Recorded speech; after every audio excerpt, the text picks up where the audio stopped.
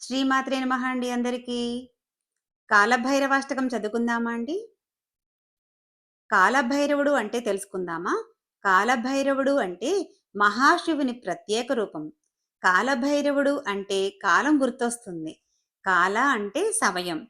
భైరవ అంటే బలము లేదా ఉగ్రమైనది అని అర్థం వస్తుంది. కాలభైరవుడు కాలానికి బలమైన రక్షకుడు లాంటివాడు. కాలాన్ని ఎవరు మోసం చేయలేరు కదా! ప్రతి ఒక్కరు గూడా కాల నిబంధనలు పాటించాలని చూస్తూ ఉంటాడు కాలభైరవుడు. కాలభైరవుడి దగ్గర కుక్క ఉంటుంది. చూసారా? అంటే విశ్వాసంగా ఉండాలి అని సూచిస్తుంది. కాలభైరవాష్టకం చాలా ముఖ్యమైనది. నిజాయితీగా ఉండమని చెప్తుంది. సమయాన్ని సద్వినియోగం చేసుకోవాలని ఆయన మనకు గుర్తు చేస్తూ ఉంటాడు. ఆయన్ని ప్రార్థించడం ద్వారా చాలామంది శాంతిని పొందుతారు. బలం, శక్తి చేకూరుతుంది. దీనివల్ల మంచిగా, నిజాయితీగా ఉండాలని తెలియజేస్తుంది. ఇప్పుడు కాలభైరవాష్టకం చదువుకుందాం.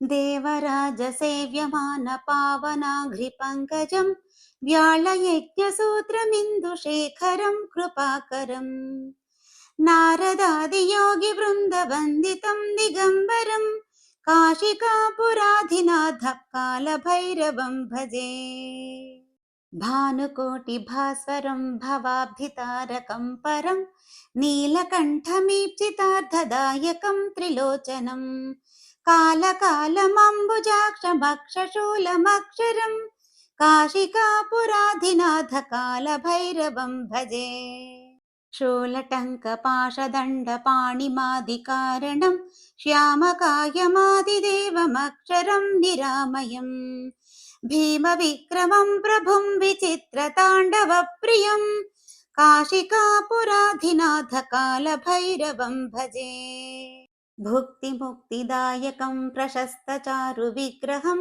भक्तवत्सलं स्थिरं समस्तलोकनिग्रहम् निक्वणन्मनोज्ञगेम किङ्किणीलसत्कटिं काशिकापुराधिनाथ कालभैरवं भजे धर्मसेतुपालकं त्वधर्ममार्गनाशकं कर्मपाशमोचकं सुशर्मदायकं विभुं स्वर्णवर्णकेशपाशशोभिताङ्गमण्डलं काशिकापुराधिनाथ कालभैरवं भजे रत्नपादुका प्रभाभिरामपादयुग्मकं नित्यमद्वितीयमिष्टदैवतं निरञ्जनं मृत्युदर्पनाशनं कराळदंशमोक्षणं काशिकापुराधिनाथ कालभैरवं भजे अट्टहासभिन्नपद्मजाण्डकोशसन्ततिं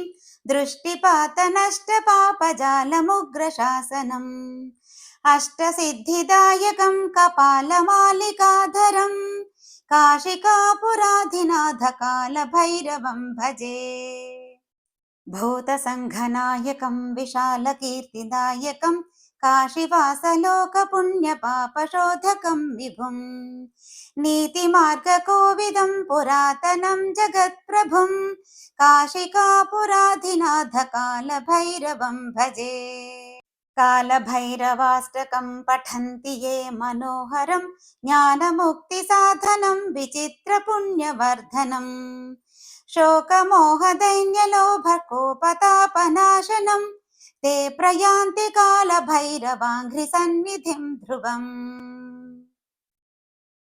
इति श्रीशङ्कराचार्यकृतकालभैरवाष्टकं सम्पूर्णम्।